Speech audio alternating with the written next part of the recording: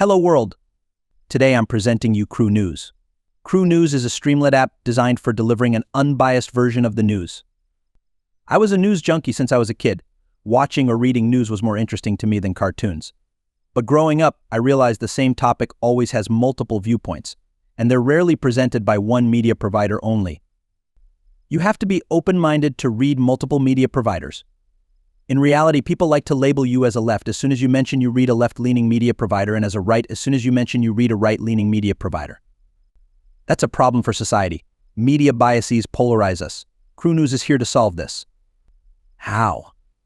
I mean, you can open multiple media providers and click through a bunch of news, but this is a lot of manual work.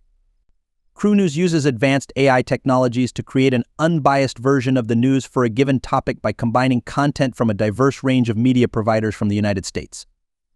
First, you input a question or news topic. CrewNews will activate agents to first find media providers, left, centered, and right. Second, get web domains for media providers. Third, search for news articles. Fourth, scrape news articles. Fifth, write an unbiased news report. But how? CrewNews utilizes the following technologies: Streamlit as a graphical user interface, Llama 3.1 as a large language model inferenced via AIML API, CrewAI for building AI agents, AgentOps for monitoring and debugging AI agents, Exa for searching the web, Firecrawl for scraping the web. Let's look at the app. It's deployed on Streamlit Cloud. This is the home page. The main thing here are those input fields where you provide your API keys for AIML, AgentOps, Exa, and Firecrawl. Other than that, there's nothing special about it, just some basic information about the app. You can't continue to the next page until all API keys are provided. There are my socials and powered by section. I'll add my API keys now. Okay, I added all 4 API keys. Let's press enter. As you can see, the button is enabled now. So let's click it to continue to the second page. This is the news generator page. Here's the input where you provide a question or news topic. When it comes to media biases, one of the most biased, in my opinion, areas is politics. I set an example, so let's run a query on US presidential debate 2024 Harris versus Trump. As you click the button, a status container is shown while AI agents work in the background to provide you with an unbiased version of the news for a given topic. This can take 2 to 3 minutes. Let's skip the video to the point when agents are done. Here you go, an unbiased news report on the topic we have given CrewNews. Let's look at this paragraph. This is what CrewNews is all about. Media provider X says something while media provider Y says something else. Multiple viewpoints on the same topic. CrewNews is not without flaws.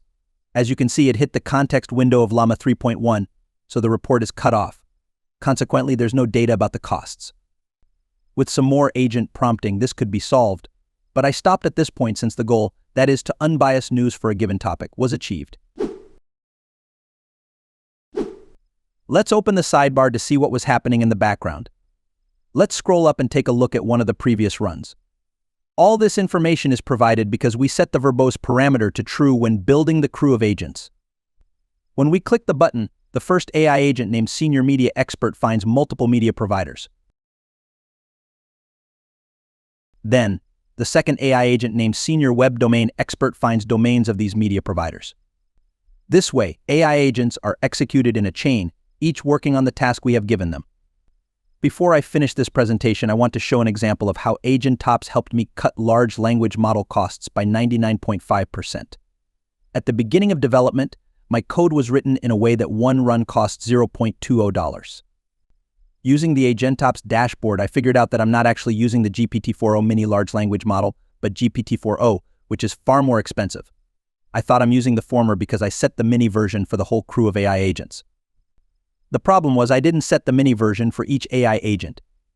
As soon as I changed the code and set the mini version to each AI agent, the cost dropped to less than $0.01, which is a 99.5% decrease. I would probably never figure this out myself. Note, in the beginning I used OpenAI, but the final version of the app uses Llama 3.1. I just wanted to show you how AgentOps could be helpful. That's it. Thanks for watching. If this tutorial was helpful, please like, comment, and subscribe.